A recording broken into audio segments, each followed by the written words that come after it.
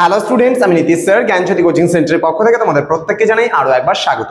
তো স্টুডেন্টস, আজকে আমি তোমাদের সঙ্গে আলোচনা করব এনইপি 4 ইয়ার আন্ডার গ্র্যাজুয়েট প্রোগ্রামের অধীনস্থ যে সমস্ত ছাত্রছাত্রীরা বাঁকুড়া ইউনিভার্সিটি আন্ডারে বিভিন্ন কলেজগুলোতে পড়ছো তাদের জন্য এমডিসি 2 আজকে এডুকেশন একটা অতি গুরুত্বপূর্ণ টপিক নিয়ে আলোচনা করবো। সেটা হচ্ছে নারী শিক্ষায় রাজা রামমোহন রায়ের অবদান আলোচনা করবো। পরীক্ষায় আসবে এমন ধরনের একটা প্রশ্ন আজকের আলোচনার বিষয়।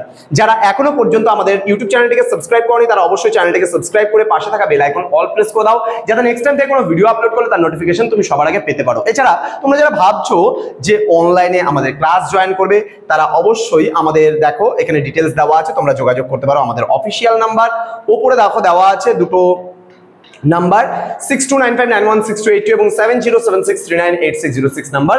আমাদের পিস্টিক্যাল এডুকেশন প্রাইভেট লিমিটেড থেকে আমাদের জ্ঞানজ্যোতি কোচিং সেন্টারে রেজিস্ট্রেশন করা হয়েছে। সেখানে তোমরা দেখতে পারো আমাদের CIN নাম্বার দেওয়া আছে ডিটেলসে। ভয়ের কোনো ব্যাপার নেই যে স্যার আমরা যদি এখানে অ্যাডমিশন নেই তাহলে আমাদের টাকাটা মার যাবে না। তো আমাদের পুরো রেজিস্ট্রেশন নাম্বার দেওয়া আছে, এখানে সেন্ট্রাল গভর্নমেন্টের পারমিশন নেওয়া, তোমরা ডিটেলস দেখে নিতে পারো। আমাদের ওয়েবসাইট রয়েছে, তোমরা ভিজিট করে দেখে নিতে পারো সেখান থেকে। এবং আমাদের ফার্স্ট সেমিস্টার এবং সেকেন্ড সেমিস্টারের কোর্স ফি রয়েছে মাত্র 999 রুপিস ক্রস করে মাত্র 499 রুপিস। থার্ড সেমিস্টার এবং ফোর্থ সেমিস্টারের কোর্স ফি রয়েছে 599 রুপিস 1199 রুপিস ক্রস করে। এবং ফিফথ এবং সিক্স সেমিস্টারের কোর্স ফি রয়েছে তোমাদের 1199 রুপিস ক্রস করে মাত্র 599 রুপিস। তো যারা অ্যাডমিশন নেবে ভাবছো তারা অতি সত্ত্বর যোগাযোগ করো আমাদের অফিসিয়াল নম্বরে এবং যুক্ত হয়ে যাও আমাদের অনলাইন ক্লাসে। চলো শুরু করছি আজকের ক্লাসটা। ডিটেলসে রাজা রামমোহন রায়ের কি অবদান রয়েছে নারী শিক্ষায় সেই বিষয়ে আজকের আলোচনা হবে তোমাদের সঙ্গে, ঠিক আছে? দেখো কি বলা হয়েছে, রাজা রামমোহন রায়কে ভারতীয় নবজাগরণের অগ্রদূত বলা হয়। সমাজের বিভিন্ন কুসংস্কার দূরীকরণে তার অবদান কিন্তু অনস্বীকার্য এবং নারী শিক্ষা প্রসারেও কিন্তু তিনি গুরুত্বপূর্ণ ভূমিকা পালন করেছিলেন। যদিও তিনি সরাসরি বালিকা বিদ্যালয় স্থাপন করেননি, তার প্রগতিশীল চিন্তাভাবনা এবং কর্মকাণ্ডগুলি নারী শিক্ষার পথ প্রশস্ত করেছিল, ঠিক আছে? অর্থাৎ রাজা রামমোহন রায় নারী শিক্ষার কথা ভাবনা চিন্তা করেছিলেন এবং নারী শিক্ষার অগ্রগতির জন্য তিনি কিন্তু যথেষ্ট অবদান রেখেছিলেন। আচ্ছা, তারপরে কি বলেছে দেখি আমরা নারী শিক্ষার বিষয়ে। রাজা রামমোহন রায় বলছেন, রামমোহন রায় মনে করতেন সমাজের উন্নতিতে নারী পুরুষ উভয়ই সমান অংশগ্রহণ প্রয়োজন। নারীদের অজ্ঞতা এবং কুসংস্কারচ্ছন্নতা দূর করতে আর শিক্ষার বিকল্প নেই এই বিশ্বাস তার মনে দৃঢ় ছিল। তার নিরলস প্রচেষ্টায় সতীদাহ প্রথা রদ হয়েছিল, যা নারী স্বাধীনতার পথে এক বিশাল পদক্ষেপ। সতীদাহ বিলোপের ফলে নারীরা প্রাণে বাঁচতেন এবং ফলস্বরূপ সমাজে তাদের মর্যাদাও কিন্তু বৃদ্ধি পেতে শুরু করে, যা রান্তরে তাদের শিক্ষার সুযোগ লাভে সহায়তা করে। তিনি যুক্তি এবং আধুনিকতার উপর জোর দিয়েছিলেন এবং মেয়েদের লেখাপড়া শেখার অধিকারের পক্ষে কিন্তু তিনি সওয়ালও করেছিলেন। তিনি উপলব্ধি করেছিলেন যে শুধুমাত্র পুরুষের শিক্ষিত করে সমাজের সার্বিক উন্নতি সম্ভব নয়, মেয়েদের শিক্ষিত করে তুলতে পারলেই কিন্তু তারা কুসংস্কার থেকে মুক্ত হবে।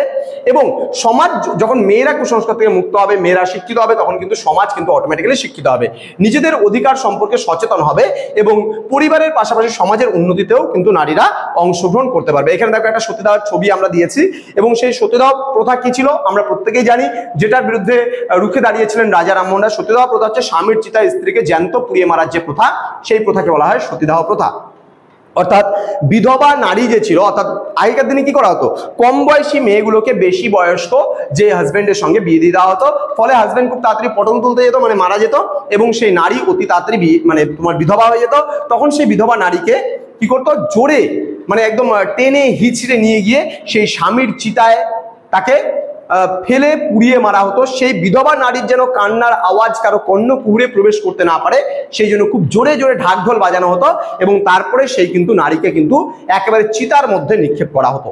তো এই অমানবিক নিষ্ঠুর বর্বর প্রথার বিরুদ্ধে রুখে দাঁড়িয়েছিলেন রাজা রামমোহন রায়।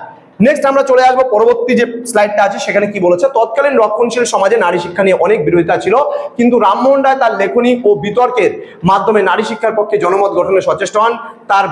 তার ব্রাহ্ম সমাজে নারী শিক্ষার প্রসারে প্রত্যক্ষ এবং পরোক্ষভাবে সহায়তা করেছিল। তার অনুগামীরা এবং পরবর্তীকালে ব্রহ্ম সমাজের সদস্যরা নারী শিক্ষা প্রতিষ্ঠান স্থাপন ও প্রসারে কিন্তু উদ্যোগী হয়েছিল। এক কথায় রাজা রামমোহন রায় নারী শিক্ষার প্রত্যক্ষ প্রবর্তক না হলেও তার দূরদর্শী চিন্তা, সামাজিক সংস্কার এবং নারী মুক্তির প্রতি তার অঙ্গীকার নারী শিক্ষার ভিত্তি স্থাপন করেছিল। তিনি এমন একটি পরিবেশ তৈরি করেছিলেন যেখানে নারী শিক্ষা ধীরে ধীরে সমাজের মূল ধারায় কিন্তু স্বীকৃতি লাভ করবে এবং নারীরা কিন্তু সমাজে শিক্ষিত হতে পারবে।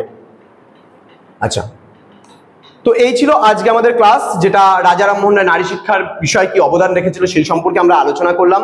তো স্টুডেন্টস যারা এখনো পর্যন্ত আমাদের জ্ঞানজ্যোতি কোচিং সেন্টার অফিসিয়াল ইউটিউব চ্যানেলটিকে সাবস্ক্রাইব করেনি, তারা অবশ্যই চ্যানেলটিকে সাবস্ক্রাইব করে পাশে থাকা বেল আইকন অল প্রেস করে দাও এবং আমাদের অফিসিয়াল নাম্বারটা সেভ করে রাখো। যদি কখনো মনে হয় না জ্ঞানজ্যোতি কোচিং সেন্টারে আমরা অ্যাডমিশন নেব, খুব সামান্য কোর্স ফির বিনিময়ে তোমরা পুরো সেমিস্টার পড়তে পারছো আমাদের কাছে। দেখা হচ্ছে খুব তাড়াতাড়ি আরো একটা নতুন ভিডিও নিয়ে, নতুন কোনো টপিক নিয়ে। তোমরা প্রত্যেকেই ভালো থেকো, সুস্থ থেকো। Thank you so much, thanks for watching after all, thank you.